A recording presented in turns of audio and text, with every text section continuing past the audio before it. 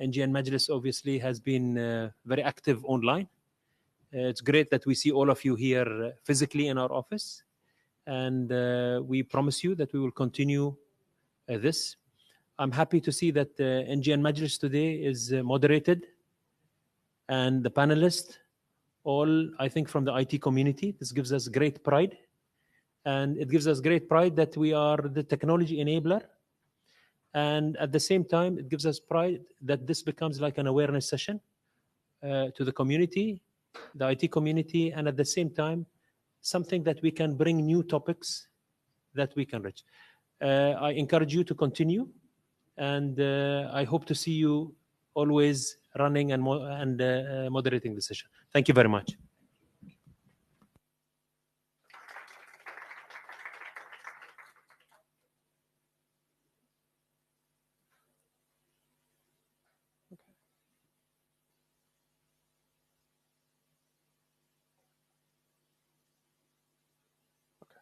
So good evening, everyone. Thank you for joining. My name is Yusuf Hussain. I'm Information Security Manager at Khalij Commercial Bank.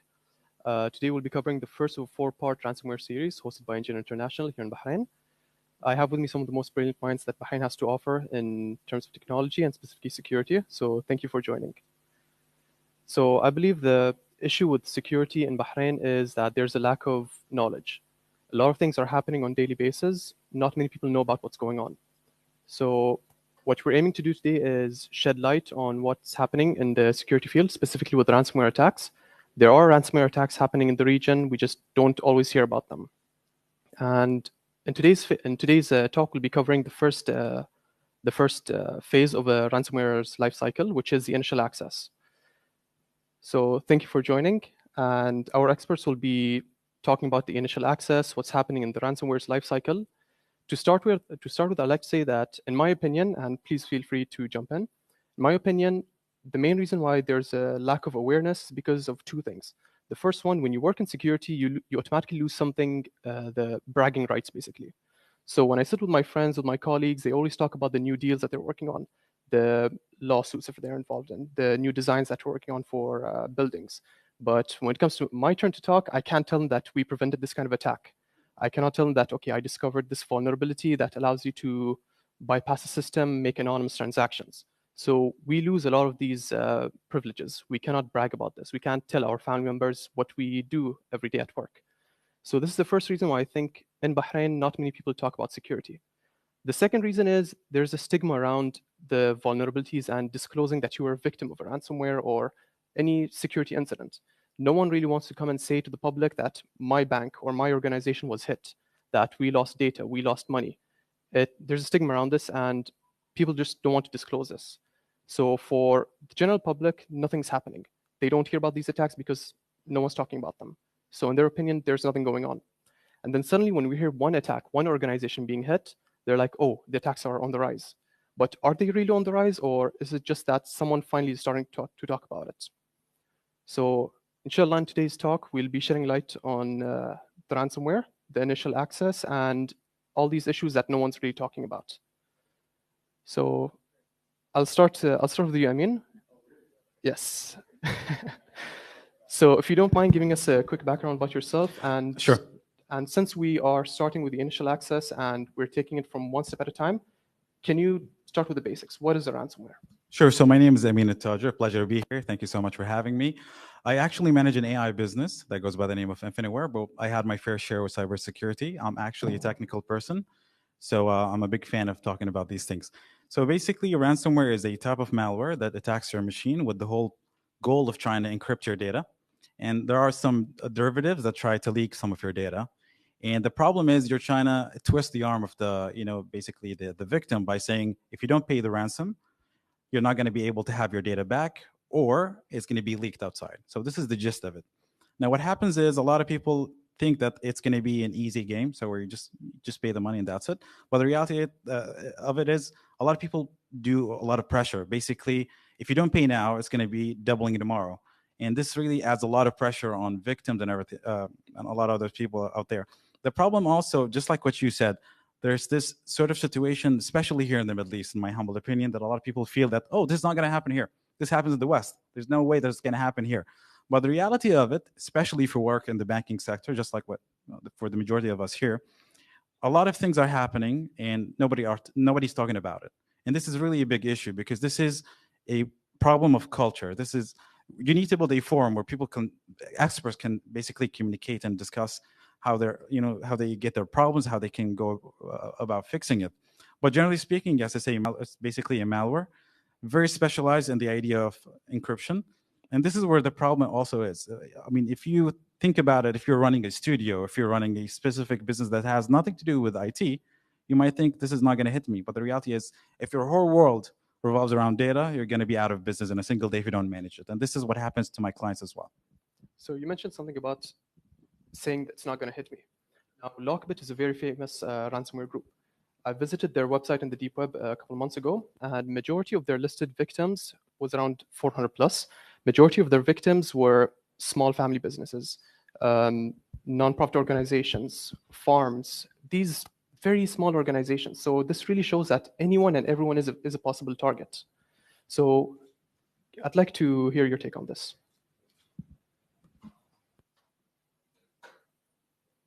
Assalamu alaikum. I'm Ali Bshara, Head of Information Security of Benefit.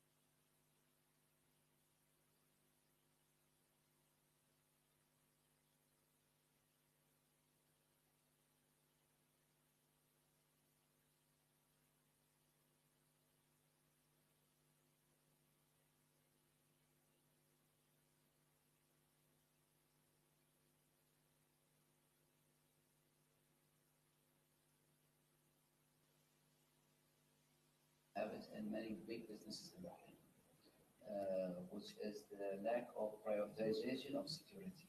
So you have, like recently, the central bank has enforced financial institutions, banks, Islamic, conventional, and then ancillary services to hire a dedicated chief information security officer. So this would give an indicator. I don't know the statistics, but if the governor, if the regulator enforces something, then there's a gap, and a big gap.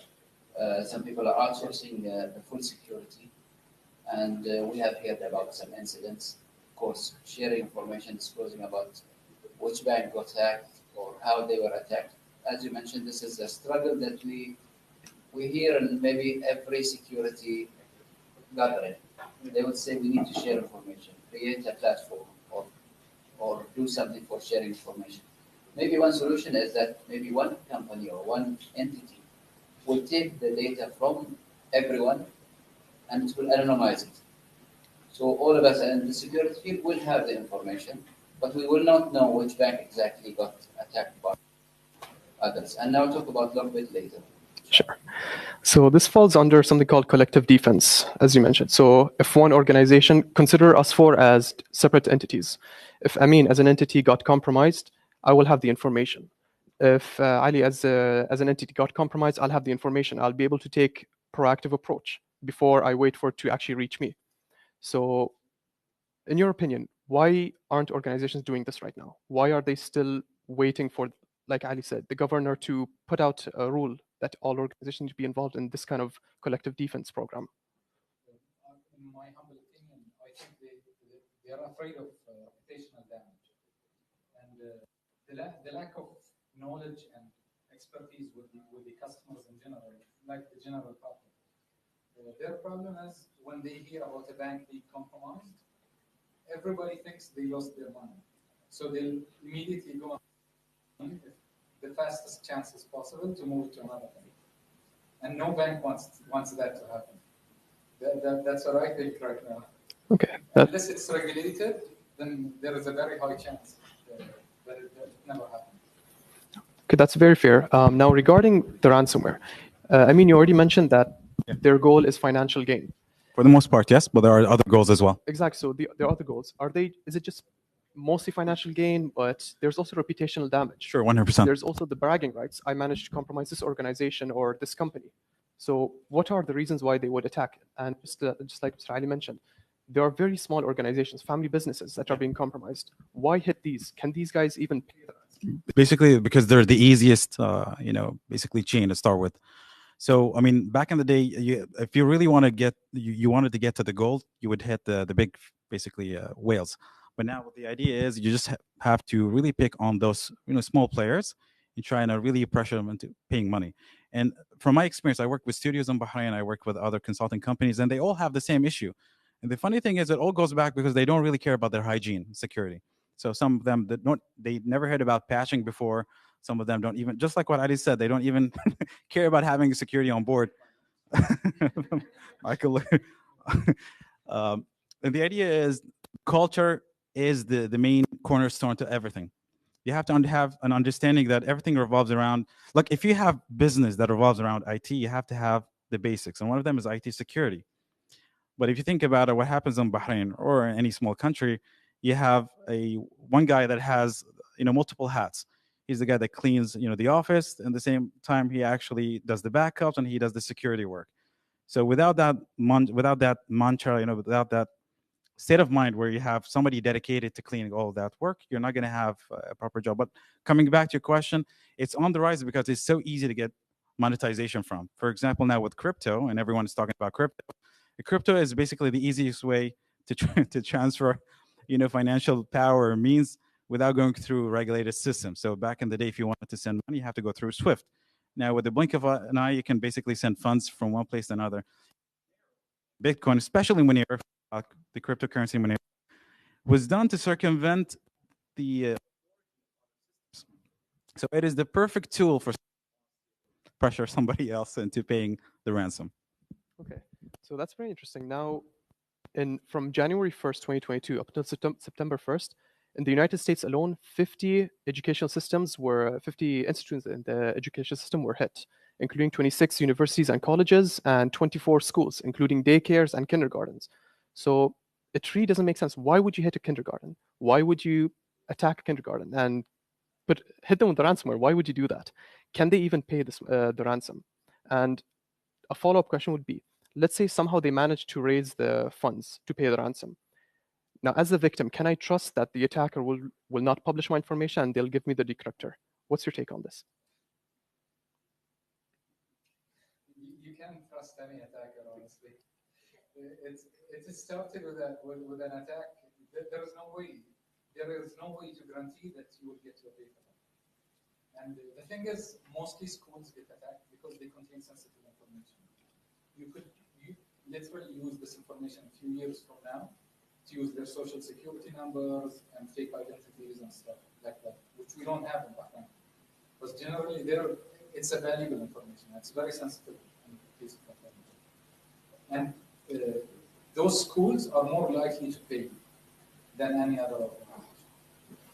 The problem is you have this very difficult choice, either that I continue the business or I succumb to the idea of paying, or just, trying to maintain this battle. So it's very complicated. If you want to continue the business, the easiest way possible is to pay. And just like what you said, it's most likely that you're not going to get your data back. And you always have that sort of threat that even if you pay the data, there's a huge chance that you're going to find your data on the dark web. And this happened to a lot of people, especially in Bahrain. So here's the thing. So let's say I do end up paying actually, the reason why they cannot make this an illegal thing to pay the ransom is because you can't really prevent an organization from trying to get their data back. But at the same time, there's the fear, am I going to get my data actually back? So in case a ransom does happen, even I can't make up my mind. Should you pay the ransom? Should you not pay the ransom? If you don't pay the ransom, you don't get the data. If you pay the ransom, okay, you might get your data, but you still don't know the entry point. You don't know how they managed to come in and infect your network. So I don't want to say what would you do in your case. So hopefully that never happens to any organization in Bahrain again. But what's your take on this? Actually, paying the ransom or not paying the ransom is a question that we get. It comes into our mind, especially when we read about cases about what happened to big organizations and what they did. Most probably, some people would pay. They would have any law enforcement to back them up. I mean, you could give it a try. We have proper law enforcement in Bahrain. Maybe you can catch those guys before you pay or before they publish. But the problem is that with the ransom attackers now, they're becoming more and more nasty. So locking or encrypting your hard drive has become like old school of ransomware. So they would like email you and would say that we have this is a sample of the data that I extracted from your system, and you need to pay me so that I don't publish it on the dark web or the clear web also. This is one way. And regarding the ransom that's being paid, they might target some organizations, and when they are into your network, they would move around that way. Because after they make their entrance, they will move and see in your folders. Some of them will search for all insurance policies, cyber insurance policies, and they will see how much compensation you can get from your cyber insurance policy. And they will email the CEO. They say, we know that you have a cyber insurance policy, $1 million. You raise that you have been attacked. We give you back your and the million comes to us, and then we will get it back from the insurance. So it's basically the insurance paying the ransom. Yeah. Okay. It's fraud at its best, huh? Exactly. So, But if I may just add, I think there's one point that a lot of people have to understand. Even if you pay the ransom, there's a huge chance that you're not going to get your data back, not because the attacker is not willing to do so. If you look into one of the ransomware tools that are very common, sometimes the decryption implementation itself doesn't work, which means even if you get the keys, you might not necessarily get your data back. So this is one of the issues also that are happening. so can't you contact the customer support of the ransomware group? This brings me to a very interesting point. And I think one of the things that a lot of people now are understanding that you might not really have to pay a lot of effort in trying to find a vulnerability in one of the systems. You can just have your affiliate program. So you can ask somebody, hey, if you hand me your VPN details, I'm going to get you part of the cut, which is very funny. Now they're treating it as a business model. And this is what they call ransomware as a service. That's a very good point. So same thing on Lockbit. If you actually visit their website, first of all, in order to reach their website, you'll see that they have a DDoS prevention service running. So you're authenticating everything before you actually grant access to their website. And their customer support page. So they tell you, okay, we'll give you a cut of the deal in case you give us your VPN. VPN access is being sold for $5,000 to $25,000 depending on the organization. This is Lockbit alone. They're willing to pay a lot of money to gain access. So the traditional way of just hacking your way into a company, bypassing their firewall, bypassing their XDR, their access controls, all of that, this is the old way of hacking. This is the old way of doing it. As you mentioned, ransomware right now is a business. It's not scalable if you do it this way. So paying insiders, that's the way to do it right now. As you said, they're actually treating it as a business. So there's, like, if you heard about Conti, the Conti Group, they have an HR manual that is actually better than any company in Bahrain. They treat their employees really well, and they have a program for their bonuses and everything. But this really tells you the seriousness of the situation. People are treating it as a business, and so it's a horrible deal for a lot of people, especially if they're not prepared. One of the ransomware companies after the war between Russia and Ukraine, they split, and some of their source code has leaked to the dark web. So that ransomware has become open source now. Anybody can go and just make modifications and create one ransomware. I think it's 20 or demos actually outside. So it's not that the tech is really superb. It's just how you get into organizations and really pressure them into paying money. This is why the affiliate program is the easiest way. And like if you heard about this, the Lapsus group, the Latin American, one of the funniest things that no matter how many controls you put in your business, there's a huge chance that people are going to really abuse the humans that resemble the weakest link, basically. And this is what happens with Lapsus. So basically they did their way through basically by abusing users and trying to pressure them into getting their 2FA codes and then getting into the fort. So it's not just on really capitalizing on your R&D, or let's say, or your technical skills, just getting the weakest link and getting through it. So now with all of this said, are attacks on the rise, as everyone says in the media, or is it just that we have more visibility now? People are finally talking about it. Are they just happening behind the curtains all the time, or is it actually on the rise? I think it's both, actually. It is on the rise, and at the same time, we have more visibility going on right now. People are getting educated. People do notice the security risk because of the amount of attacks that have been happening recently. Though nobody talks about the region locally, but we can see the media that when they talk about them, exaggerating, by the way. It is the reality. That's my opinion. So over the last year and a half in Bahrain, I believe there were 3 big incidents that happened, unfortunately. Honestly, but given that I'm someone who looks at logs every day, review these kind of attacks, 3 is nothing compared to what we get on a daily basis. So I don't know if on the rise is the term to use when you've only heard of 3. In my opinion, it's happening all the time. What's your take on this? I mean, the business of the financial sector is pretty heavily regulated, if you think about it. And the CBB is really doing a great job, kudos to these guys, among other regulators. So it's very fair that you're going to find, a well-established environment.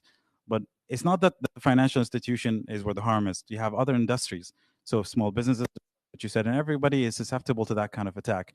So in my humble opinion, it's going to increase even more. And the only way to stop it is to really capitalize on human awareness. Your employees, if you have a huge segment of people working for you, the youth, the elder and such, you have to give them the basic tools for them to combat such a thing.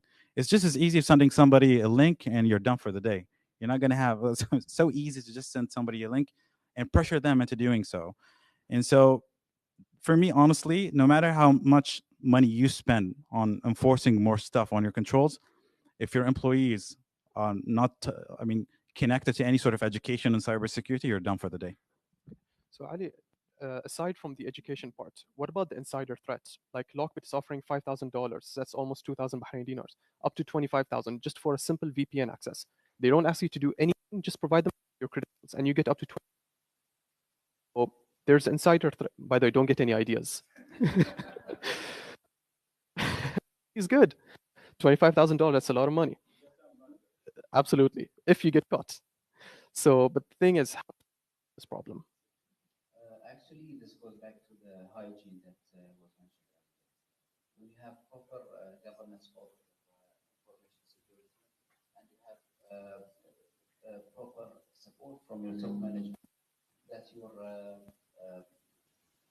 policies are implemented and they're being taken care of. And skipping on security becomes a serious issue.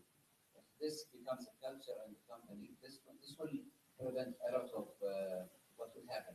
And according to many reports, actually, human error is one of the biggest reasons or causes of ransomware hitting a company, like using a USB or going around security policies and procedures.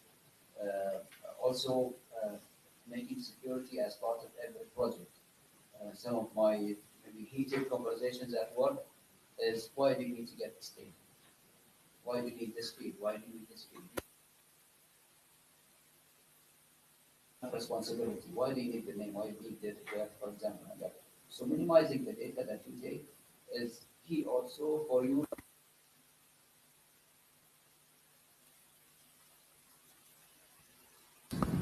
Also, the policies sometimes they might not seem plausible or understandable by end user. Why do I have to change my password? Why do I have to encrypt my hard drive? Why do I have to not use the USB? But when an attack happens, you would know that you have fallen victim to your own behavior.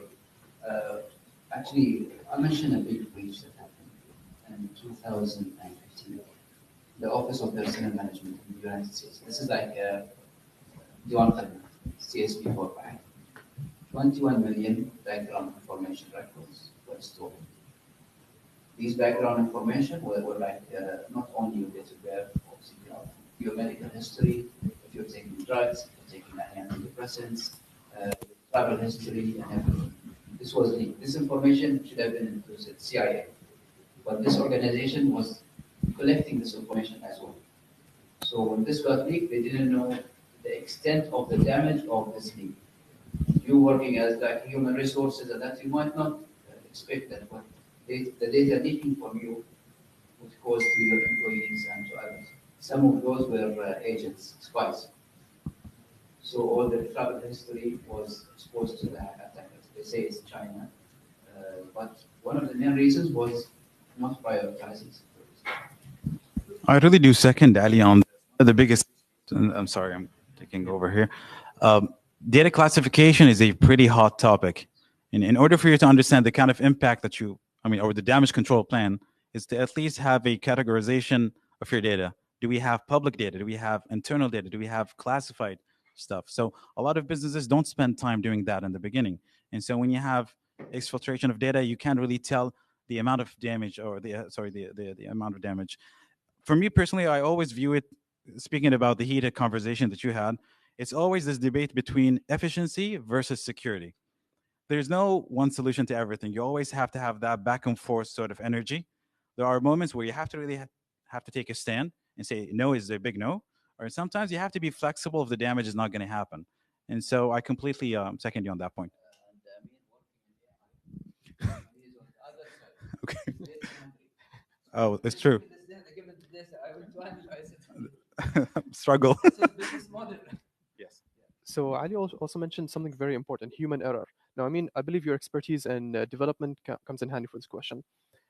Is it the system failing, or is it the human error in the configuration part of the system? It's actually a combination. So if you're a technical person, if you've ever done any development, you would know that hiring in Bahrain is horrible. And bluntly, that's the way it is. When people compromise on talent, when they bring them on board and they have to work on really critical systems. So imagine you're working on a payment solution and you have a recent graduate working on their own without really doing the job along somebody who's an expert. There's a huge chance they're going to do a lot of mishaps along the way. This is what happens. And part of our pen testing, like we have a meter of curses per minute, in our metric system, so we understand how severe the situation is.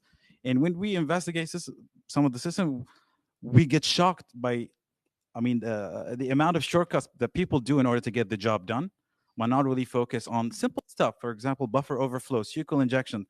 Now, if you do any security work or development work, these are your ABCs in the security hygiene space. So how come you do that in a production system? It's either that you're just coming as a recent graduate with no proper training. And on the other hand as well, there are really, credible vulnerabilities that are so hard to find. This is where you have expertise coming into the picture, but it's a mix of both in my humble opinion. So last year we've seen Accenture, which is one of the leading firms when it comes to consultancy and security training and security consultancy in general. They were hit by ransomware, by Lockbit themselves in August, I believe. Now, I don't want to use the word beautiful, but they handled it beautifully. Within 2 hours, they contained the server, they eradicated the ransomware, and everything was up and running again. So can the same be applied in Bahrain? Do we have the necessary resources, the necessary knowledge to deal with an attack of this magnitude, of this level, in such a beautiful way? Within 2 hours, contain it, eradicate it, and then not pay the $50 million that the attackers asked for. Exactly. So from infrastructure standpoint, you should have all the precautions taken in place, all the measures taken. We in security, we have a simple saying. We always say that the attack is happening, but are you ready for it? So getting ready for the attack is the main important thing. Maintaining backups, the retention of the backups. How do you extract data from infected backups? Like, let's say you have a latent malware. How do you extract the data so the malware does not activate? Those expertise are required, and we have them in Bahrain. Ali is one of the main guys who deal with such things. Yani. The readiness is the most important part to handle such cases. So what is required to be ready? Is it training, or is it just plans, step-by-step action, what we need to do, playbooks? Well, in case of disasters, you always have to have your SOPs ready, standard operating procedures, because people do not think when they're panicking. So if you don't have everything documented, it will be extremely difficult for you to operate under stress. So I believe at this point we have a clear idea of what ransomware is, how it enters, not how it enters the network, the purpose of the ransomware. Now let's move to the main topic of this evening, the initial access.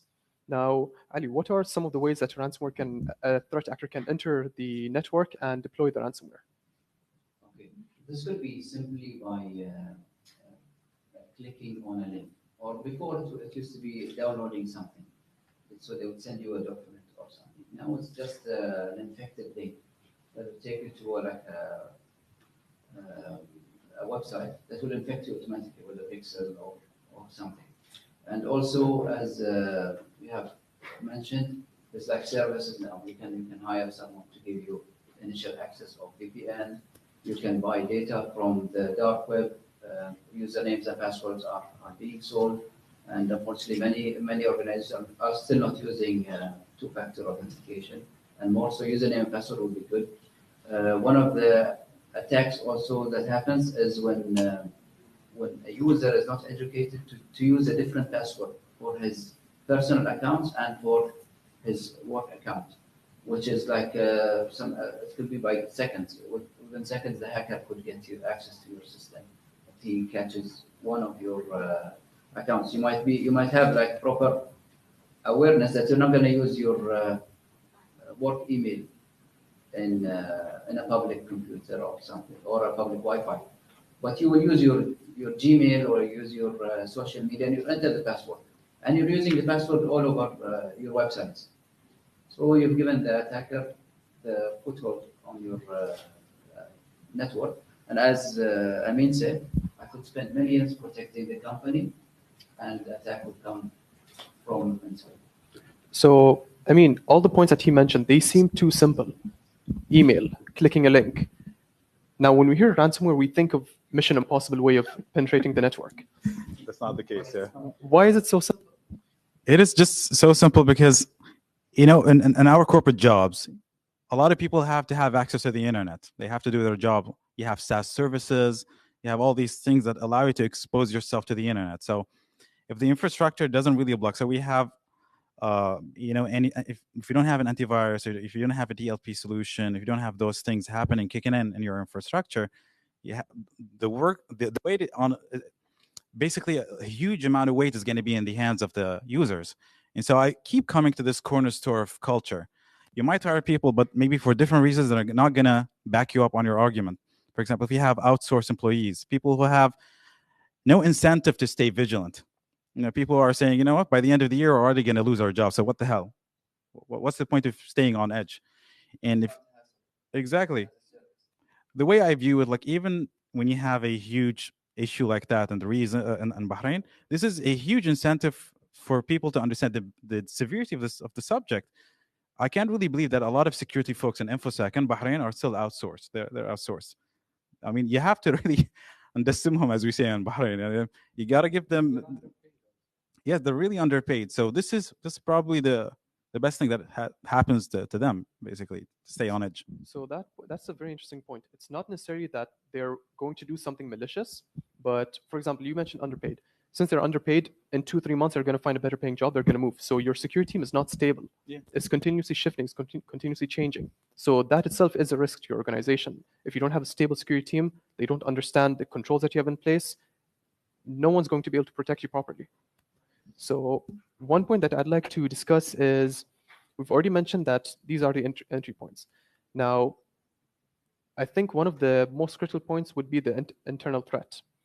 So as a security manager, how can I convince the management that, or the staff, that I see you as a threat without looking like the bad guy?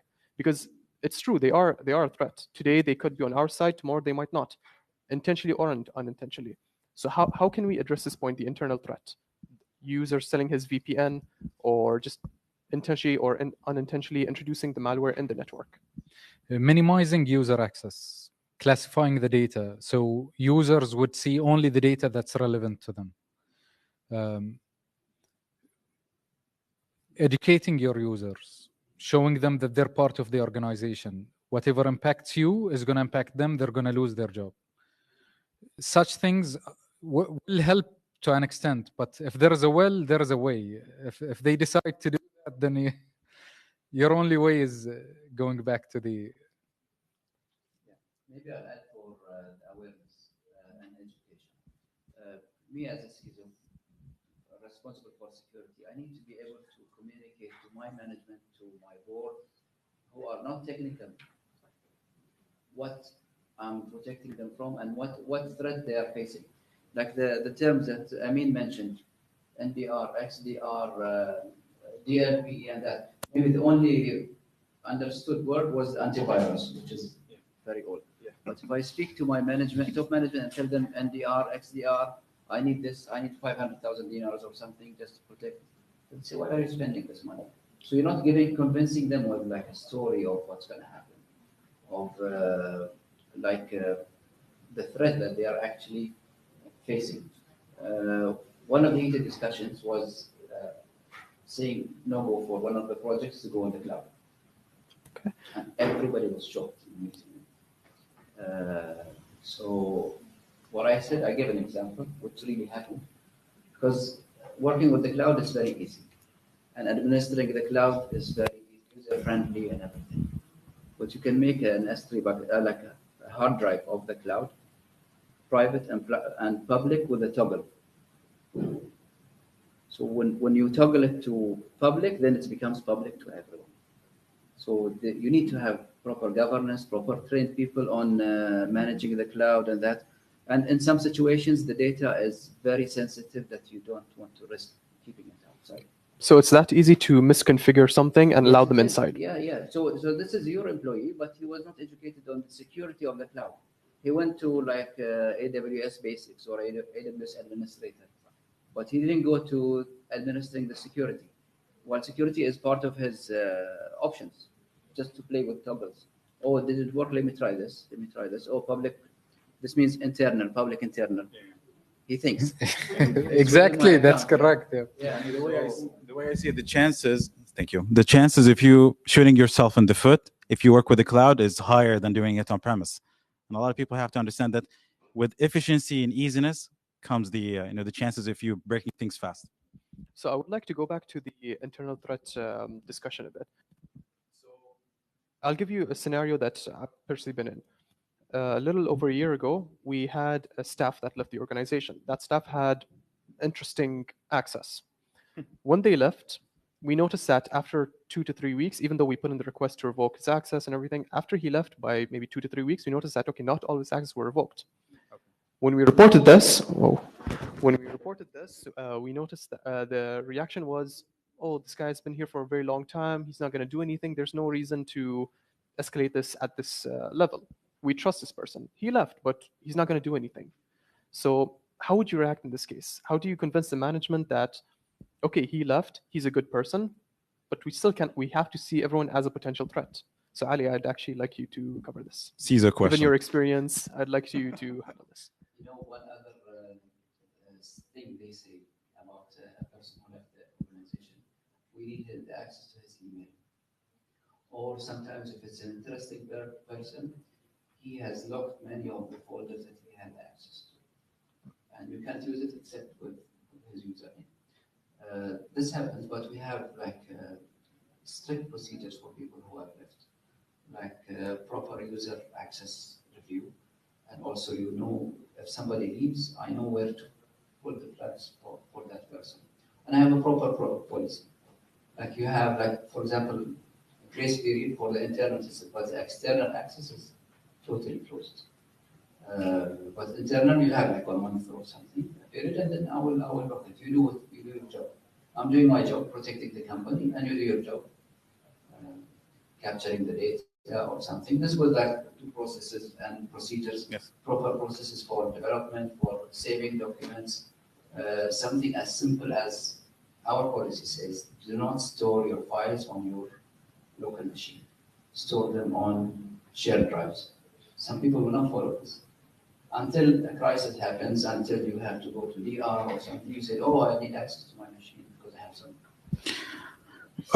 One of the things that I find really interesting is when you automate access management. So one of the things that people can do is the second you leave an organization, a trigger happens and it fires and it talks to many APIs or many systems where you get your access revoked. So you don't really rely on a human being to actually do that. The other point is I'm a big fan of hardware security. So one of the things that you can do is you can combine hardware security with your accesses. For example, instead of relying on a username and password, 2FA is really sexy, but however, you gotta put it with a machine, let's say a smart card, and that smart card is actually being used to enter the premises, for example. So you know that your card is somewhere physically. You don't have people sharing stuff. And this is what I find really interesting. So if you think about it, having multiple policies, enforcing them is the only way to really escape those mishaps happening. Okay. But generally, a lot of organizations oversee the log collection and log review. So unless an audit happens or you do a manual review, you will not have found out that he had access, right? But if you have done if you had a log collection, the moment he accesses any system, you've seen that this guy should have left the company. Why is still having access to the system? Correct. Now, in this case, it would be a detective control, not a preventive. So this takes us to an interesting fact. In the US, based on a study performed by IBM, it took 210 days on average, a little over 210 days, to identify a security breach. They don't proactively look at the logs. So why does it take this long to identify a breach? Reconnaissance is a pretty big deal. So when you enter somebody's system, you don't want to behave. You just want to make sure that you just basically are doing reconnaissance properly, meaning you understand how the behavior happens, how people exchange data, if you have security working. So you don't want to be active, especially if you have that hacker mindset. And then when you scan the premises and you know what the hell is happening, then you can probably do your attack. And this is really funny, even from the aspect of data recovery. A lot of people believe that the second you have backups, you're good. Part of it is making sure that they actually work, and there's a huge chance that when you restore some of your data, even from, let's say, an offline data storage, there's a huge chance that you're bringing the ransomware back on board, or let's say one of the malware. But I mean, so the idea is very difficult. You got to make sure that you're always on edge, checking things, making sure. So when you're safe, it doesn't mean you're safe for long. You have to do it. This is why the investment in security is pretty big deal. I really second Ali. A lot of people don't understand the magnitude. So coming back to the question of the business, when you build the perfect narrative to the management, to the top management, that okay, you might not understand what XDR and stuff, but if I tell you that your business is going to stop in the next week, then they're going to spend the money. So you touched on the topic of the initial access and the next phase. So once you're inside the network, they've gained that initial foothold. What would be their next step? I'd like you to, monitoring whatever machine you have access. You start monitoring what's going on, what kind of files they have. You explore the files, and usually attackers are really cautious when they do that. Until they collect enough information about that machine and what comes around it, then they start exploring the lateral movement to move to a different machine, and they see how do you react upon it. And it keeps on expanding until they collect enough data that they can really cause a reputation damage, or where they could pressure you in order to pay them. And that's the next step. Okay. And now regarding the next step. Now everyone, say you're about to rob a bank. You don't just walk in, get the cash registers and go out. No, you want to get the vault that's in the manager's office. You want to go for the main vault after that. So when does an attacker say, I've gained enough information, I've gained enough access, now it's time for me to start exfiltrating the data and encrypting everything else? When do they know, okay, I have enough? Once you have administrative access. Once you escalate your privileges, you collect everything's possible, and then you start. I think it's very subjective. It depends on the organization you're in, how much time you spent. But the idea, just like what you said, when you feel that you covered every bit of the infrastructure, that security is not doing a great job, it's time that you do your hit. So difficult for the attacker to do that, because he's going to know which privileges he has. If he goes to the logs of the machine that he's going to see some admin usernames, and then try to compromise their accounts. And many times the local admin is not too enabled or something. So this is not going to be difficult for him to get hold. And if you don't have that proper hygiene, again, you bust it easy. A lot of people don't understand that it's more of an avalanche effect. The second you get your foothold, just like what you said, you'll see all kinds of bad practices happening within an organization, sharing passwords, using easy passwords, even within the IT staff, which is funny. And then this is why how they expand their basically possession of the systems. I've read a post on social media that your profession will affect how you deal with people, how you deal with that situation. Because of the amount of stories we hear every day about frauds, about cyber attacks, about that. So they're always alert to minor security flaws. Like regularly visit a coffee shop. Every time I go there, the screen is open, logged in, and everything. You have the email, you have everything. And when she goes to the toilet or busy or something, somebody can use it. Once I was in like a pre-operation room, and I saw the machine, everybody's using it with the same username and password. That's health information. And everybody can come and access it. So we are alert because of the amount of stories we hear. And we try to give advice sometimes. But before the operation, I didn't say anything. Maybe after the operation. I had a very funny story. So I went to a client and I wanted to show them a demo on the internet. So normally the way I do it is that I do tethering on my phone. The second I got my phone out, she said, "Oh, you can use our Wi-Fi." And I, without thinking about it, I said, "Hell no."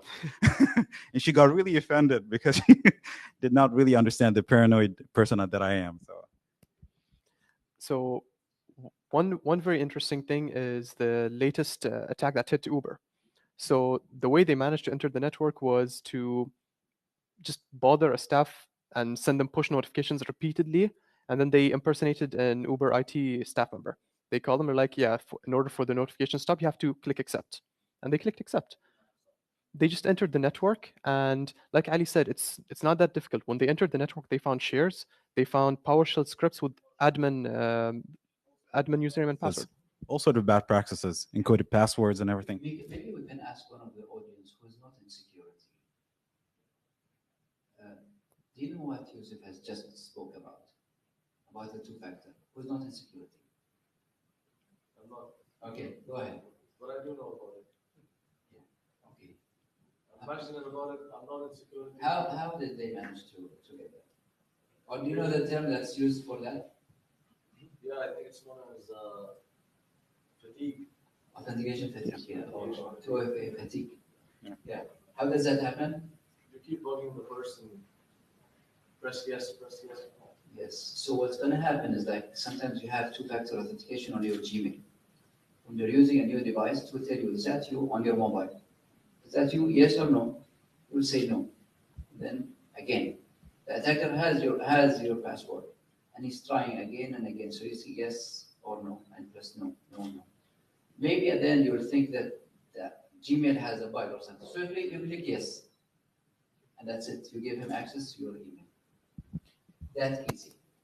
Even with Microsoft and that, and I don't know if somebody has a nice awareness video about that, or we have to do it. I'm not mistaken, it's showing the location where he's looking from. Why would she or he doesn't read? The end user does not read. He was saying yes or no, that's all. But the information is provided clearly, you know what I mean? So it's just that people have to be more aware. Yes. Yeah. So that's why that's our only solution for this authentication fatigue is either we use another third factor authentication, or we educate our users. You can use hardware tokens if you really want to circumvent that. Basically, you have your client on your machine or your hardware, and you never rely on notifications to do that sort of a thing.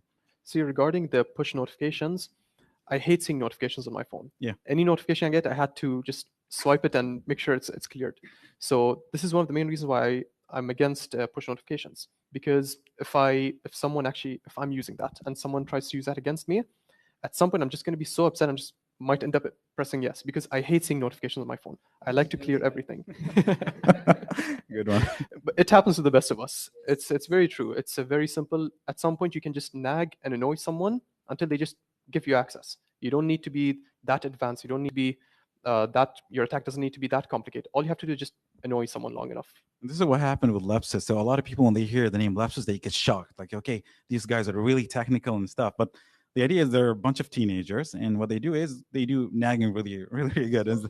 Social engineering at its best. So what happened to Microsoft, for the leak for Bing and all these things that they have online, is that they started nagging, doing basically pressure one of the employees, doing that sort of push notification at night until he got to say yes by mistake.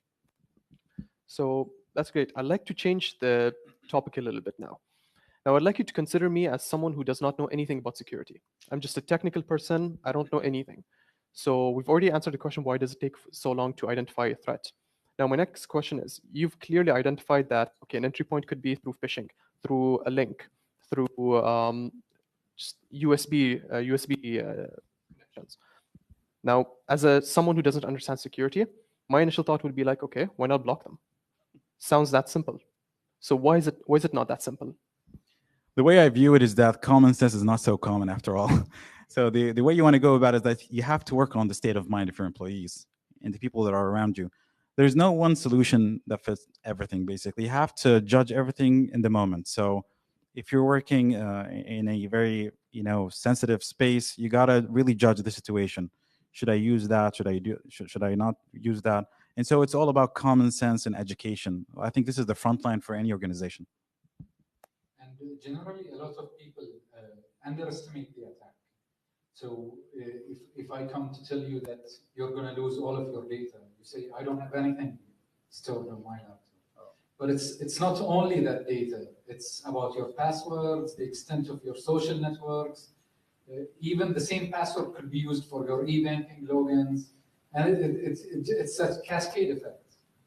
It never stops there. One of the things that I really enjoy about Adi's videos, and I'm giving you an ad here, is that Adi really focuses on the average Joe. And you see his videos on Instagram, he tries to really simple it, to make it very simple for your regular Joe. He makes sure that education gets through, because if you think about it, it's all about state of mind. It's not just, okay, download the best tools and everything. Just do your work on the hygiene aspect. Keep your passwords to yourself. Don't share things, and just keep it simple. So can there be a one solution thing, like a snake oil?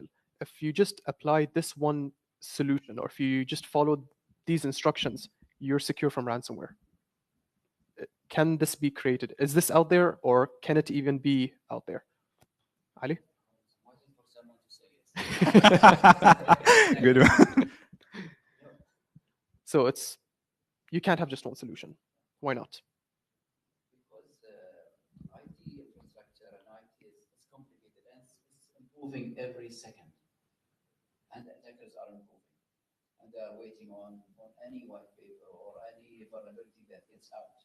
I remember we discovered one of the vulnerabilities within 2 hours. Our threat intelligence told us, go and batch this firewall. No, it was a firewall. So because the attack is in the wild. So they call you and they're waiting.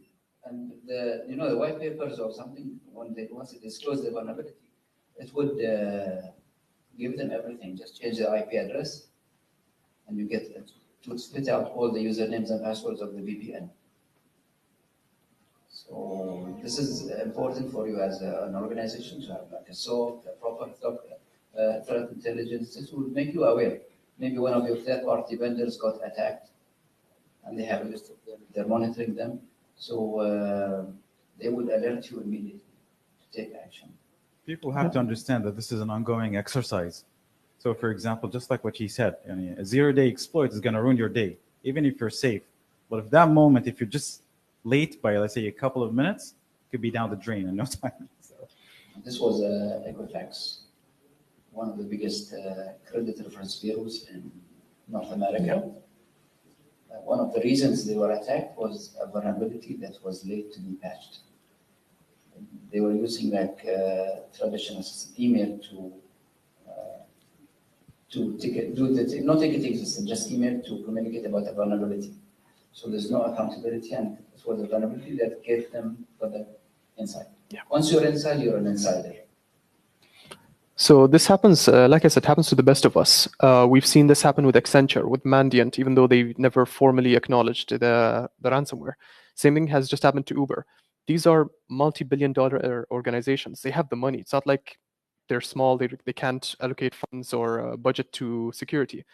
It happens to the best of us.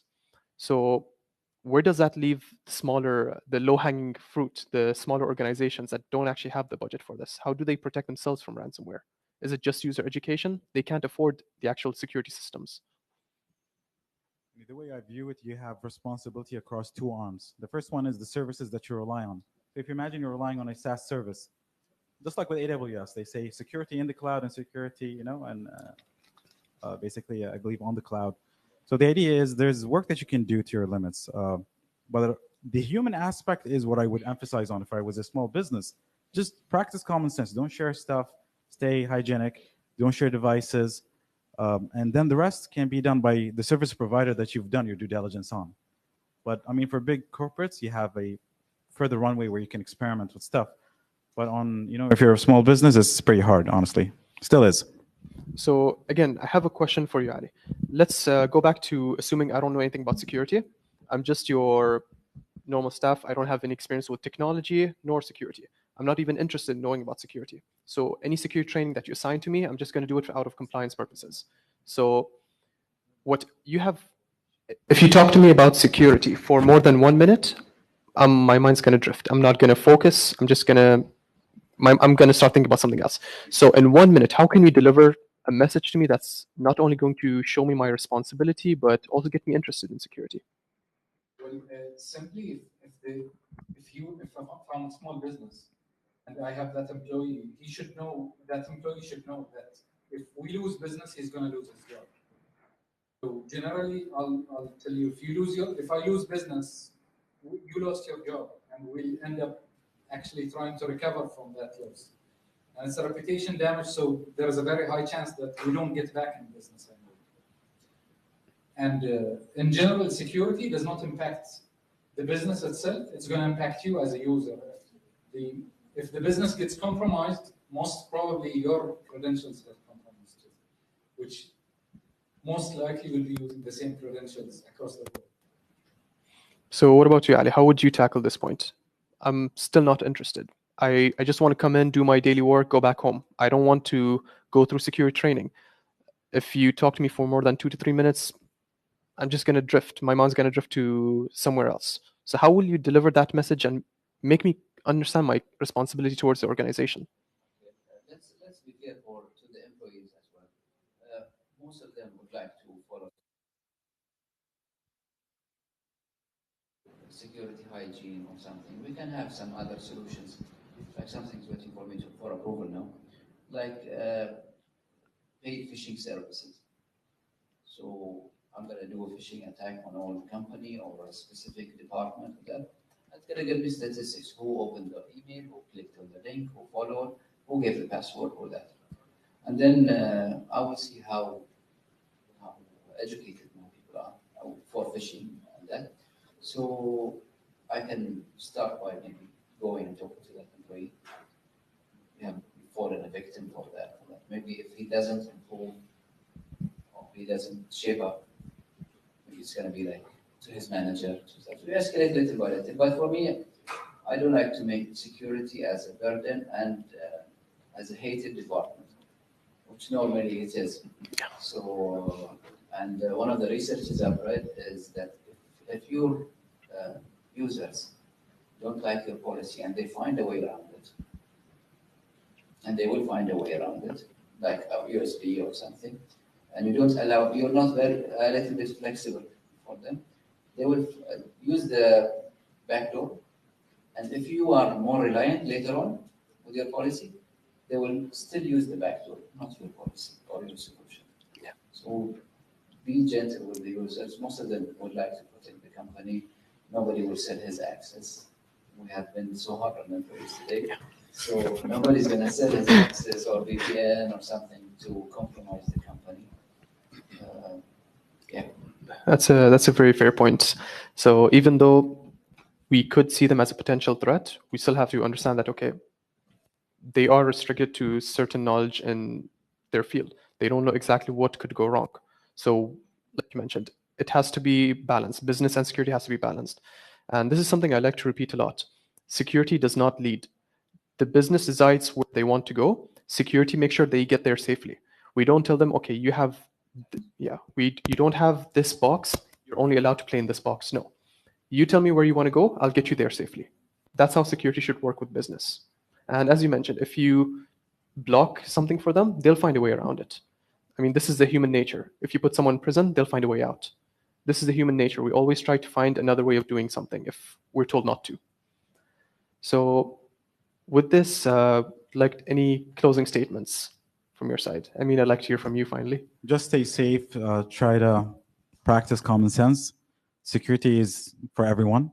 It can really hit you in your personal life. It can really hit you in your business life, and it's more serious than ever now. And I think, yeah, just stay safe online. Practice, common sense. Keep in mind, no matter how big your organization is, everyone is a potential target.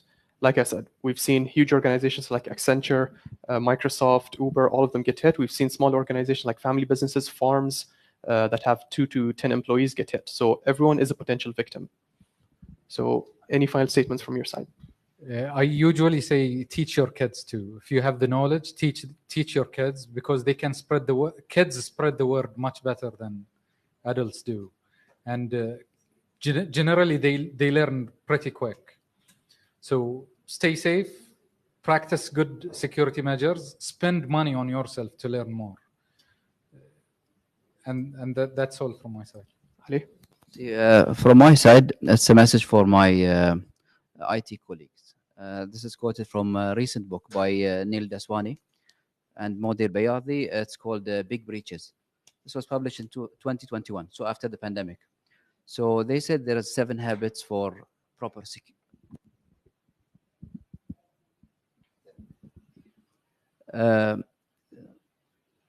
I'd like to quote from a recent book called Big Breaches by Neil Daswani. 7 habits for proper security. It says be proactive, prepared, and paranoid.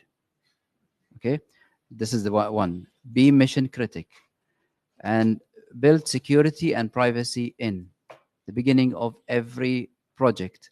Okay, focus on security first, achieve compliance as a side effect. Sometimes we focus on compliance to the new regulation. Okay, yes, I have NDR, I have XDR, I have that, but it's misconfigured or halfway configured or maybe not configured at all. I have the box in the rack and that's it. We know that. Measure security, proper KPIs for security, communication to your stakeholders, board, and top management. Automate everything as much as you can. Logs, like Yusuf mentioned, if you look at logs every day, you will not achieve anything. It's not humanly possible to see the amount of logs that we have. So automate that and use of AI, enabled solutions, and then embrace continuous improvement. It's not, مو بعيب إن you got hacked. But the thing that is not acceptable is that you get hacked from the same point again. So that's very fair. And that final statement, I like that, because there is an organization here, a company behind that actually got compromised. They did not take that as a bad thing. Well, of course they did, but they applied the lessons learned. They actually went from, for example, say a B-level security to an A+. They applied their lessons learned. They applied some very good security, and it was very impressive how they did in such a short time. So that's definitely a very good thing. In the States, they have rules that, depending on the state, they have rules. For example, organizations have to mention that, okay, we got hit. It can be lessons learned for someone else. So this collective defense thing is very good. Within 1 hour, you have to inform, for us as financial sector, 1 hour you have to inform CBB that you are suspecting an attack or something, and within 5 days you have to submit a full report with lessons learned and everything. One of the aspects that we have to shed some light on is that, okay, informing the regulator is only part of the solution, but the regulator has to take this initiative by hand and keep an open forum for people to understand, because this is an ongoing thing that's going to keep happening. And so if you just tell the regulator and the regulator doesn't deliver the message somewhere else, we're not doing anything. Exactly. It's not just the regulator that needs to know, it's also the other organizations within the same industry. They all need to know, they all need to apply the lessons learned. So that's a very good point. So with that being said, I'd like to move to the Q&A. So we do have a few good questions. I'd like to pass this on to you. So Mariam's asking, how would you convince a small company that's barely staying alive to invest in security? Me, Ali? Yes, you. That's an extremely difficult question. Yeah. But if they're barely surviving, honestly, if a cybersecurity attack happens, then they're literally wiped out. So either they invest in the security and try to improve their business, and there's a very high chance they're barely staying in business because they're not investing in security anyway. Like they lose deals. You never know what kind of issues, technical issues they're having because of the lack of security. So the next question, that's great. The next question is actually very interesting for individuals and not organizations. I mean, so Sarah is asking, what should an individual do if they suspect, if they actually been hit by a ransomware? The first thing that you would do is you disconnect yourself from the network. Most of these ransomware solutions rely on a command and control center where you get commands being issued to your machine and somebody's controlling the whole narrative. So disconnecting is first, and then assessing the damage. And this is where you bring your blue teams and everybody else in order to assess what's happening there. But generally speaking, disconnect, make sure and verify, which is an ongoing process, by the way, verifying that your backups work. And then using the data classification, just assess the damage. Because here's the thing with ransomware. You might really get your data back, but there's no proof that you're not going to have your data leaked somewhere on the internet, which is a huge possibility. So if you're a hacker, you can always capitalize on that as a business model. Okay, I'm going to get your data back, but are you sure that you're not going to find your data on a website on the dark web that people can buy and for cheap? So yeah. So you're actually paying to get your data back, not get it published. Yeah. So this is part of the assessment with the data. If you're fine with the data being published, or at least you can contain the damage. If you don't have the classification of data happening, you're not going to be clear on the scope of the damage. Okay. And the final question to Ali. Now, as an individual and organization, what do we need to do to make sure we're secure? How to protect our emails, our accounts, and private information in general? Follow the proper hygiene for person, as a person and as an employee. You need to ensure that 2FA is enabled. Sometimes your organization might enforce it on certain type of users, like payment card data users. You can ask IT to enable 2FA for you if you like to protect yourself and the data that you are dealing with from your company.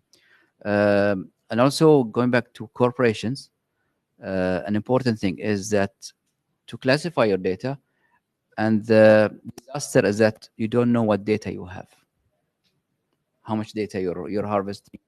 For the small companies, minimize the risk exposure.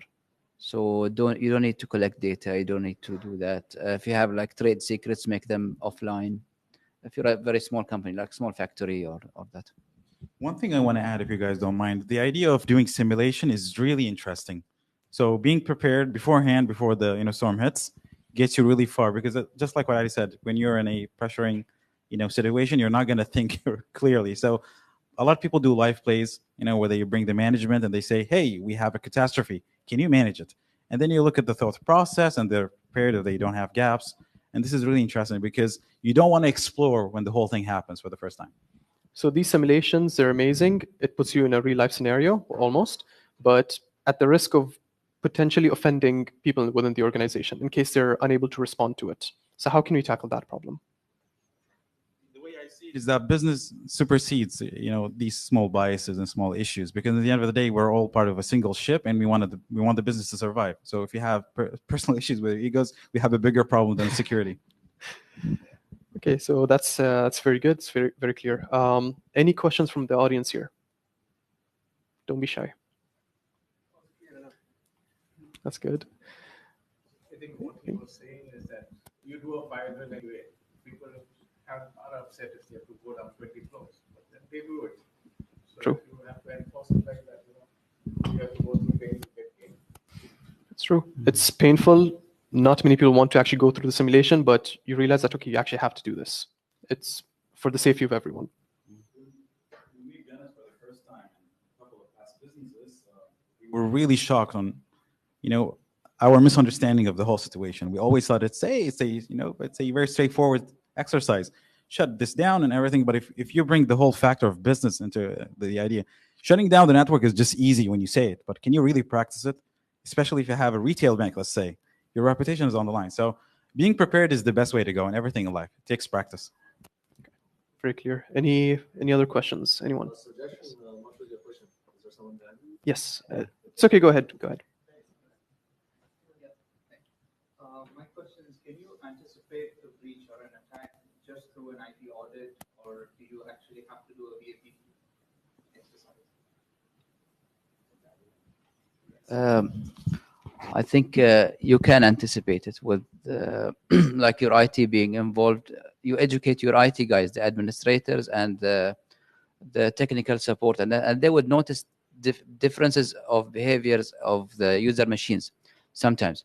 But for servers and that, you need to do VAPT, you need to do vulnerability assessments for people who don't know it, and penetration tests, and that you have to do your due diligence. You don't assume that you're secure because you have an antivirus or another solution. It can be easily misconfigured, okay, and misscoped also. So VAPT and other things and the drills that we're talking about, like the tabletop exercises, you need to do them, but maybe not pay too much. You can do them internally. Learn how to do that, because the service of tabletop is very expensive, and you can see demos of that on YouTube. So do it on your own, and yeah. But this is coming for the banks. It's mandatory now. Okay. I believe Ali, you have something to say. Well, yep.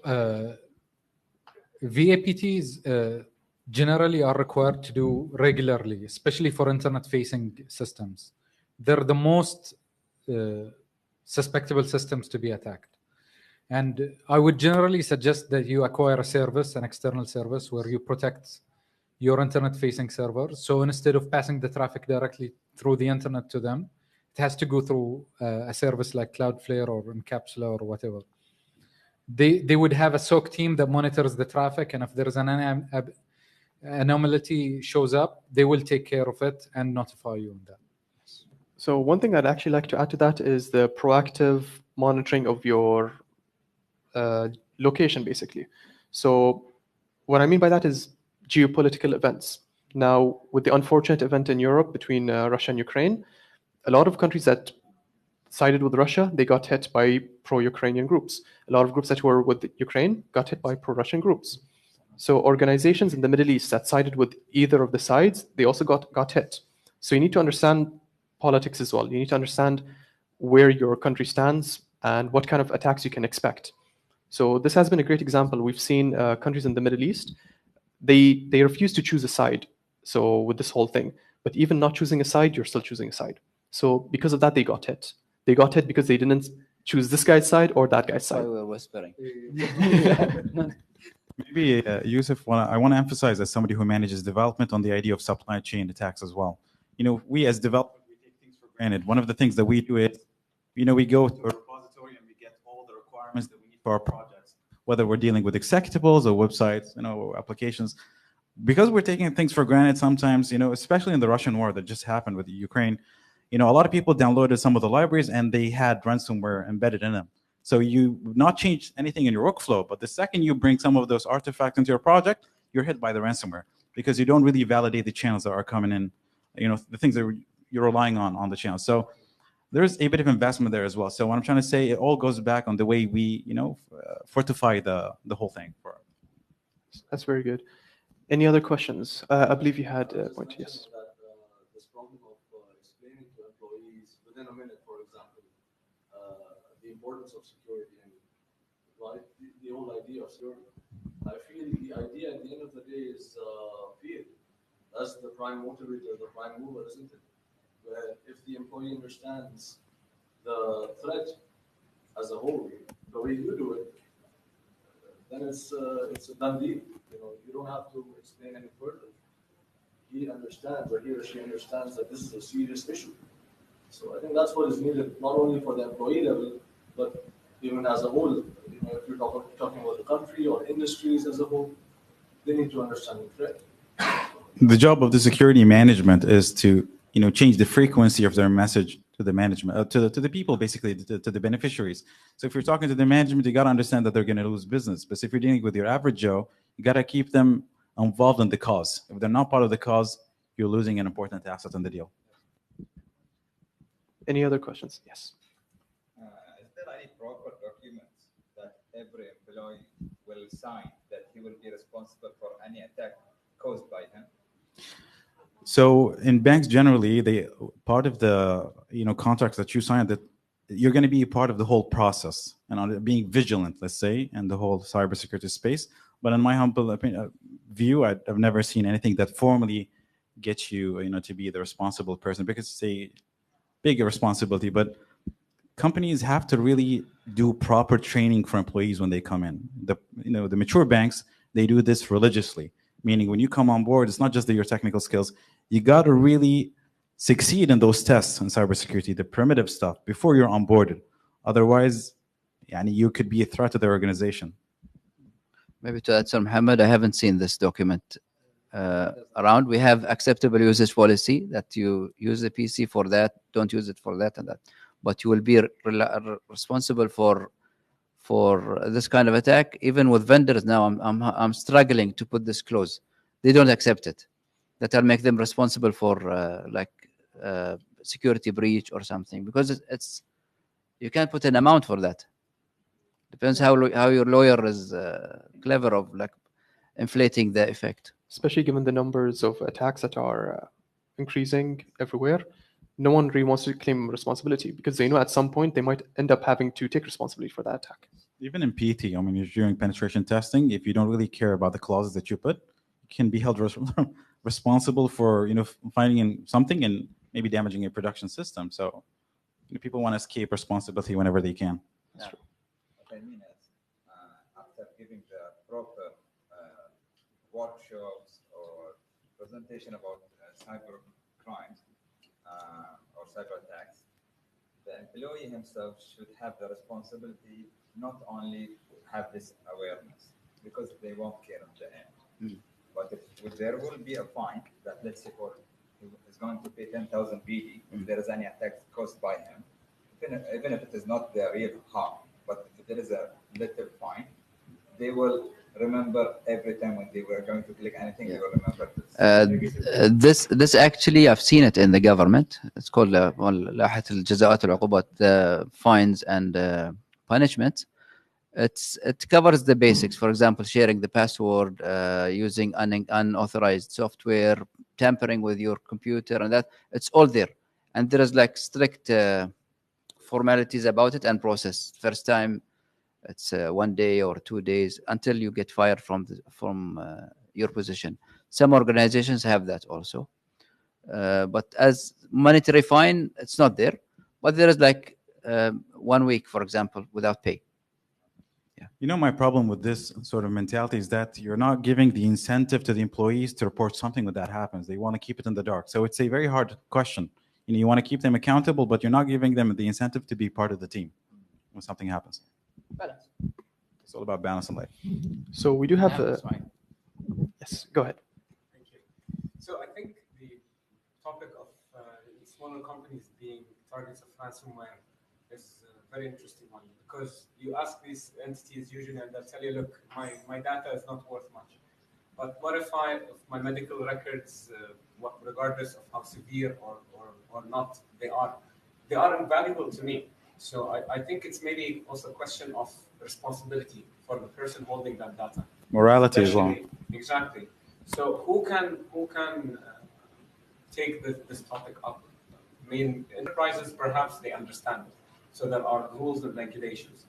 But the unmanaged entities, quite frankly, yes, I am worried about my data. Everywhere you go, you sign up your name now and you see. You know where I can see your name, Ismail? If we go to the same dentist, you're sitting at the dentist door, and you see the table in front of you with the next patient's names, and sometimes what they're coming for. Exactly. وحتى الCPR بعد CPR? Yeah. Okay. So these are small organizations, but I mean the health sector is managed by NHRA. Maybe yet they are to publish or to mandate some standards like HIPAA or something. To get licensed, you have to pass HIPAA audit. But I don't think this is available yet. And we're maturing, we're improving. Maybe a bit of segue here. The problem is when you rely on institutions to cover for security, you're always at their mercy to to practice security. And this is why I feel decentralization is really exciting, because the power now goes to the people. So you're responsible for your data. If a platform gets hacked, you're still responsible for your data. So there's a huge chance that nobody's going to get your data out. But because of the bad practices that people do in the medical space and businesses, you're always at their mercy. And we've heard about the whole incident that just happened maybe in the last couple of months, where a big company in Bahrain got exposed, and you find contracts, medical records on the internet, on the dark web. This is horrible. I mean, if the only thing that I've done is I applied for that company, for a specific job, I would have not done it in the first place to get my stuff out. See, here's the thing about personal data. I'll give you an example. This is something that I'm working on documenting. In about 2016, I met a guy online. We play video games a lot. I love playing video games. So I met him in 2016. I didn't know anything about him except his last name. About 4 or 5 months ago, I decided, okay, I want to know who this guy is. We've been playing together for like 6 years. I'd like to know about this guy. He lives in the UK. Now, based on just the basic information that he told me about himself, he did not want to reveal his actual name, age, or any of that. So I built this rough image of him. Stalking. In a way, yes, actually. It is, yes. Yeah. So I wanted to know who this guy was behind the Discord channel. So based on his rough age estimate, his ethnicity, and his last name, I was able to find out exactly where he lived in the UK, found his son's Facebook account, and found out which school his son goes to. So I know all of this sounds really scary, but this is the real world. Any information that you put out there can be used against you. So, and I found this, he did not give me his last name. His last name was his Steam account. So, sorry, his Steam account was his last name. So based on this available information, I managed to find all of this about him and his family. It took me around 3 to 4 months to find exactly where he lived and all of that, but Really determined. I was real skills, huh, Yusuf? So after I found his Facebook account, I wanted to know, okay, how far can I actually get with this? And I managed to find It becomes a challenge. It does, and it was really interesting. Just from his last name and rough age estimate and ethnicity, I was able to find out information about him, his son, his wife. So, my God. But it's true. Any information that you put out there can be used against you. So we do have a couple of more interesting questions. So, how, in a simple way, how can a hacker get a hold of your data? What is the simplest way that they can do? Okay, so I do a lot of sessions in that space, and one of the things that I find that a lot of people accept links or pages they don't trust, not having the hygiene of, as simple of having an antivirus. The world is crazy. I mean, if you don't have the essentials, what do you expect? Other than that, only use the devices that you trust. Never use any public machine and expect to be safe if you open your Gmail or anything like that. And I think there are governing rules that you can play with, and you're going to be safe generally for the most part. Okay, and I believe you previously mentioned about someone saying, I don't have enough data. So what's the fear? So let's say you have a tablet, and that tablet has your Gmail account and nothing more. An attacker, how can they use that if they compromise the tablet? What more can they gain access to, since they already have your Gmail account? They have access to your Gmail account. Well, they could reset passwords on social media accounts. They cause damage. They take over your social media accounts. They actually pressure your family members in order to get them to pay money, and this happens usually those days. Yep, and they blackmail you with the pictures they found on your. Because if your Gmail is there, Google Photos is there, then all of your pictures are there, and Google collects a lot of data about you. Even your Google Assistant voice searches are there. Whatever you searched for. It extends to a lot much wider scale than we expected. Until you disable it, by the way. So it's on by default, which is crazy. It is on by default. That's crazy. Okay, so quick question. Who here uses Amazon to buy items? Anyone? Okay. Now, pretty much everyone, yes. So honest question. Who has their credit card stored in their Amazon account by default? I do. Okay. Pretty much. So exactly, for easiness. So if you gain access to someone's Gmail, you can log into their Amazon, you can start purchasing things since the credit card is already stored. So there you go. Exactly, yeah. So Gmail with the push button on the tablet. So never say, I don't have enough information out there. I don't have anything that they can steal. any bit of information can be used against you. So we do have one final question. Will cybersecurity age well in Bahrain? Ali? I think cybersecurity, but I might be controversial here. Cybersecurity will age well. We have in one of the small universities in Bahrain, actually, this year only, they have admitted 120 students in, that's a small university, 120 students in cybersecurity major. Many are studying the masters, many of that. I think maybe in the coming years, we might have a surplus of security people. Because now, no? No, why? Surplus of security people. We don't have enough jobs for them. Yeah, it's better, but they might not find the job of their dream, being a security analyst or a SOC analyst or a CISO or something. So my advice for these people who are studying security is to increase their network, increase their exposure to other technologies and accept a job in IT, even if it's not in security, because the security jobs are scarce even now. I think three of us are in security field. How many vacancies do you have? Yusuf, how many? Honestly, right now, not that many. But the appetite is going to definitely grow. I have one, but it's for a senior, 10, 15 years experience. Do you have any security vacancies? Okay, so now there's no vacancies. In the future, maybe there's going to be some attacks. It will expand. But again, it is a limited scope. So increase your scope of knowledge, IT, maybe specialize in cloud security, specialize in that. So you're... Sorry? You can start with IT, accept any job. Yeah, but don't be like so picky, because it's like medicine. If you don't practice a lot, your opportunity for hiring is... Small companies who don't have a security guy. You suggest that there are some courses, you're multitasking. Somebody who's not a big IT guy also, do a security course. Do you think that kind of a situation would be good for a small business? Yeah, there are some courses for basics for executives, for example, security for executives, and like white language security. Yeah. Yeah, but it's a good also business opportunity for bigger companies to offer security as a service to the small companies with a reasonable price tag.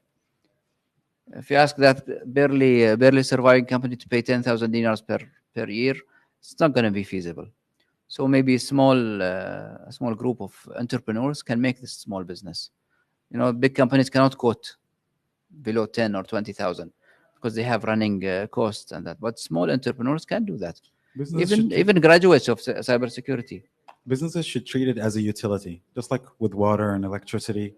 Security hygiene is utility, if you think about it. No, I'm saying you teach maybe a finance guy. I'm just giving an example. Yeah. To maybe once a week or once a month do some security test of it. So can you train somebody like that, or it has to be a... It is there. It is available in some institutions, but I have not seen it. I have not seen it. It was requested actually from me to make security for non-IT people, for the finance guy, for the teacher, for the doctor, for the nurse. So you see a lot of courses like finance for non-finance people, like that. Maybe where is NGN training? With the potential for some IT companies. Potential course there, by the way. We offer it actually. Which one? For executives. Wallah? Yep. For board and executives. Very good. So we gave him 1 second of advertising. So I'd like to address the point that the gentleman made about being in help desk and still focusing on security. So there's this guy on LinkedIn that I follow. He's in his he was in his late 40s when he transitioned from IT to actual security. And before that, he held a help desk role for over 20 years. In his late 40s, when he shifted to security, he had zero knowledge. He knew help desk stuff, he knew IT stuff, but nothing penetration testing related. And within, I believe, nine months, he managed to get 3 OSC, offensive security certifications, all while still working in his in his current role. I wish. I've seen his work. I've seen his reports. He's a brilliant guy. So, and he did this when he was in his late 40s, and I believe now he's in his early to mid 50s, and he already has certifications that I can only dream of. So it's never too late. You're right. You can always learn new stuff, even during day-to-day job.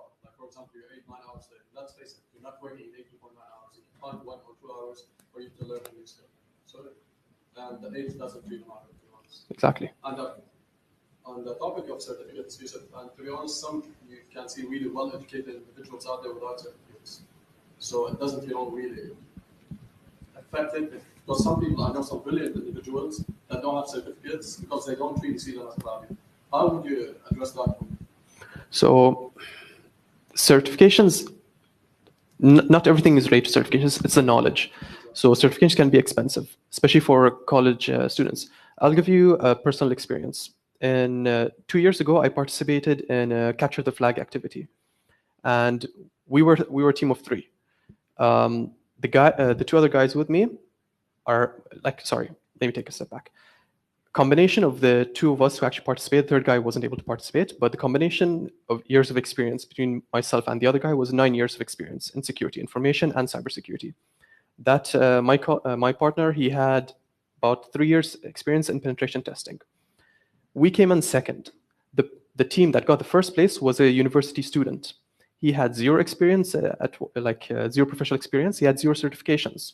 He just knew how things worked. He studied, and he beat 2 guys who have 9 years experience, including 4 years of penetration testing. He beat us in a capture the flag activity. And honestly, I was so proud of him. Respect. He beat us. He was very smart, and alhamdulillah, now he's got a really good role in a security company in Bahrain. So honestly, I'm very proud of him. Definitely, yes. So does that cover your question?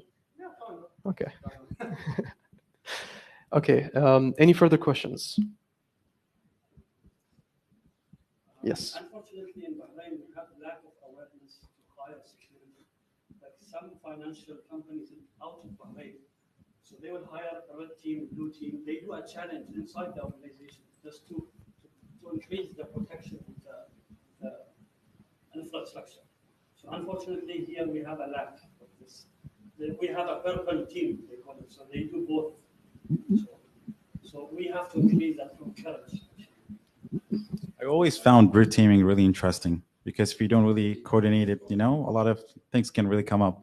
The way I've viewed it, that PT and vulnerability and even auditing stuff that happen can be orchestrated from the inside before going for a company. And when you have a PT and you have the same vulnerability coming in for the second time, for the second year, you know that you're not doing anything right, basically. You're wasting money hiring a red team. If you know your vulnerabilities and you're struggling to close them. What do you hire? I wonder if government can play a role in helping those small companies that we've been referring to by subsidizing security, perhaps, or I don't know about running some Tim programs Or or providing their accounting system. Still? Yeah, so you can subscribe as a small business to some of those services. It's just, I would say, awareness. Awareness is not just in security, but also in the benefits that you have available in the But they don't pay for your third party, for example, outsourcing security. That's what I'm referring to, like something like that, subsidizing it financially. So Temkin does this for the cloud, so you can have a web service, for example, covered by Temkin if you want. No. Yeah, they already have they cover EC2s, they cover stuff on AWS. Okay. Yeah. So there are certain tools, maybe not support and managed services. They're not covered. Yeah, that's what I mentioned. Yeah, I meant. which is, I think, would be very valuable. Or you can put it under the cloud umbrella if you want, to some extent. Okay. Not dedicated, but at least a few things here and there. Really cheap. Okay, any other questions? Keep them coming. Yes, I have one question. Thank you for your presentation. In the beginning, you mentioned 3 major incidents that happened this year in Bahrain. Can you talk about them? Passing the mic to you. You want to keep the job? I don't know them. I don't know. I forget easily, so I'm not going to help. So The type. on a high What's level, the yes. type On a high level, that? 2 of them were in the banking industry. One of them was a consultancy firm. But What type of attacks did they have? so they were ransomware attacks. So Three of them. 2 of them were ransomware. One of them, not a lot of information is out there, but what we've heard was that it was a denial of service. Yeah. Okay. There you go. We found a lot of APIs that are in the open with no credentials or anything. Security by obscurity, which is funny. Oh. So this happens a lot, but nobody talks about it. What is security by obscurity? I So don't understand. yeah, okay, let's see. So the idea is you want to keep things secure by not telling people. So you're just basing your whole security model on not telling people. And the idea is, like, this is funny because even if you have source code, imagine somebody leaks that source code, you should be safe because it's not about how code works. It's about how the model works in general. So you probably heard about LastPass, your password manager. The source code was stolen, but I mean, is your data, in a danger zone? Nobody knows because they're saying they're using zero, security architecture. Yeah. One of those fancy words people It's use. been there for years, by the way. So Bitcoin has been using this for a long time. It's just a trend now. Everyone's talking Business about happens it. that way. Yeah. Could you mention the top 3 APTs that are relevant to Bahrain? To Bahrain, I know a couple of Iranian groups. Hopefully, if they're watching this, they don't target us. But you've got, let's see. You've got the APT 35, 36, and 37 and 39. So these are 4 Iranian groups. They go by really funny names. They go by the Russians, they go by Bear. The Chinese go by Panda. So I'm not sure what the Iranian groups go by. Yes, you're absolutely right. Yes, they go by these like cat or kitten. Yeah. So, but what I do know about the names in terms of numbers, so there are 4 Iranian groups that we need to be aware of. It's APT 35, 36, 37, and 39. I'm not sure why 38 is missing, but yeah, these are the four groups. But as Amin mentioned earlier, there's a Lapsus group. There are a lot of groups out there that target companies on large scale, maybe not in Bahrain particularly, but Bahrain could be a target to one of these groups. I mean, Lockbit didn't target Bahrain directly. They just saw vulnerability, they took advantage of it, and suddenly Bahrain became on their list. So it's not necessarily which groups operate in which region, it's just what you have out there, what do you have exposed that can be a target to anyone. Your threat could be in Bahrain right now. Your threat could be the gentleman sitting right next to you. You don't know that. So that's why you don't just focus on who your enemy is. Treat everyone outside your organization as an enemy, anyone as a potential enemy. There you go. Yeah, it might be like a jargon that's overused, but it's still very valid. Zero trust. True. Always validate. Just keep this in mind. Anything that can be used against you will probably be used against you. So just make sure your data is secure. You do regular pen tests and such. I mean, CBP has a regulation that you need to do 2 a year. That's not the optimal number. That's the minimum number of tests that you need to do. It's not PCI. PCI says 4. There you go. So TSB you have says every month. So these recommendations that are set by the regulator, never see them as the optimal recommendations. These are the minimal recommendations. Yes. So how liable are you if your service provider, your security service provider itself is under attack? You as an organization, how liable are you towards security when your security itself is outsourced? So anyone would like to take that question? Actually, part of our regulations is to do proper due diligence to our service providers before bringing them on board, like proper KYC. Know your customer. We know their data. We know everything, whether it's a real organization or not, because some people fell for fake organizations that doesn't exist. Okay, so it's just people in a flat sending you quotations and that. And then also having the right to audit and getting like proper accreditation of your service provider, whether they have had previous breaches, what have they learned or something. So you have to do your homework before onboarding a service provider, and then continuous monitoring, subscribing to other services that will monitor your providers. So I'd like to add on that. Now, as I mentioned, Accenture was hit last year. Accenture has been providing consulting services for a lot of companies worldwide. So, as Khalij Commercial Bank, they've been providing information to me, and then suddenly they're hit. So, a lot of people think, okay, why should I take information? Why should I take consulting services from you? You just got compromised. But the way they reacted to that compromise, they isolated it within 2 hours. They eradicated it. They recovered their services within 2 hours. It was really beautiful the way they handled it. So it actually shows that they practice what they preach. They were compromised, yes, but they had the contingency plan in place. Everything was ready. They knew exactly what to do when that incident happened. It's I believe we had this discussion a couple of days ago. It's not about when you will be hacked. It's whether you've been hacked or you just don't know about it. So everyone at some point will most likely be attacked somehow. Those that are successfully compromised, it's about how they react to it. Accenture handled it beautifully. Their services didn't get compromised because all of their clients, they saw how they reacted to that, the amazing job that they did to recover everything. And Lockbit wanted $50 million in return. And after a few hours, they increased the ransom to $70 million. They didn't pay them anything. They just recovered their service within 2 hours. So if your data is encrypted, then the hacker didn't get anything. If all your user laptops are encrypted, and proper BitLocker, proper that, a laptop is lost, okay, no problem. We'll replace the laptop.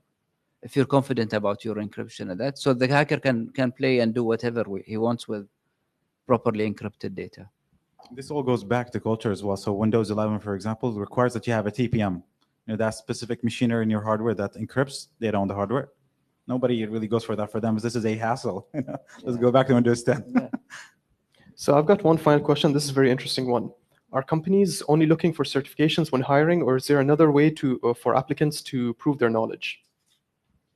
In Bahrain, the way I've seen is that they look for certificates, but I'm personally in favor of portfolio all the way, whether you're talking development or even security. Okay. Anything you'd like to add? Well, I've been hiring in my department based on portfolio, not the certification. I think the culture is there to hire on Portfolio, proper interviewing.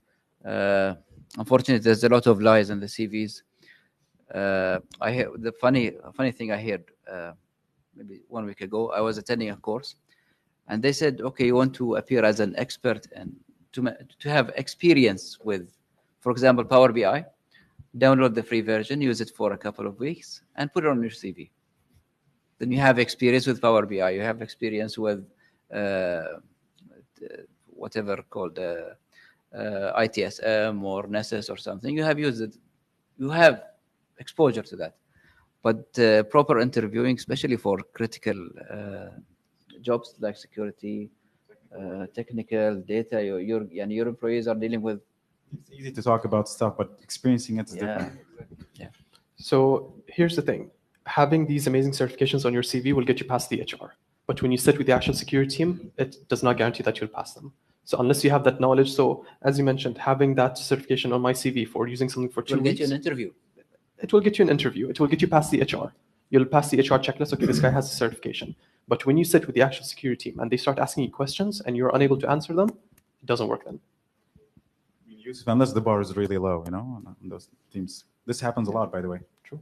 Tell me about yourself. Question. Exactly. Good one. Okay, that will be all from. Sorry, actually, one more question. I'm sorry about the certificates. We just talked about it. But don't you think, for example, that an individual, let's say with more knowledge than another individual is applying, but the other individual has a certificate, so he got through that job. But because of the reasonable, like, for example, knowledge, they get. Don't you think that's why certificates sometimes are overrated?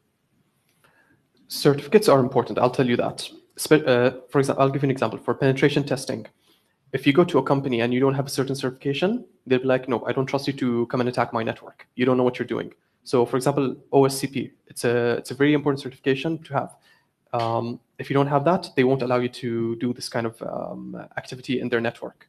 But that should not be the only thing that defines your capability. So as I mentioned, that guy who beat us, he did not have any of those certifications.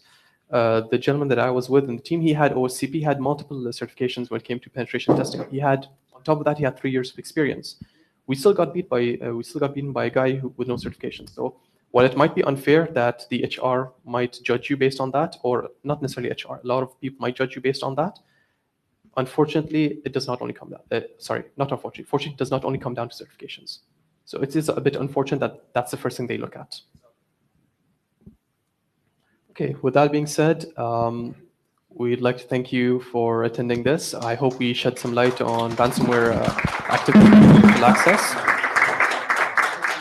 And we look forward to having you for the second Majlis, which is, I believe, end of October, mid to end of October. So thank you, everyone. Thank you for joining. Absolutely. Thank you very much. Okay, thank you.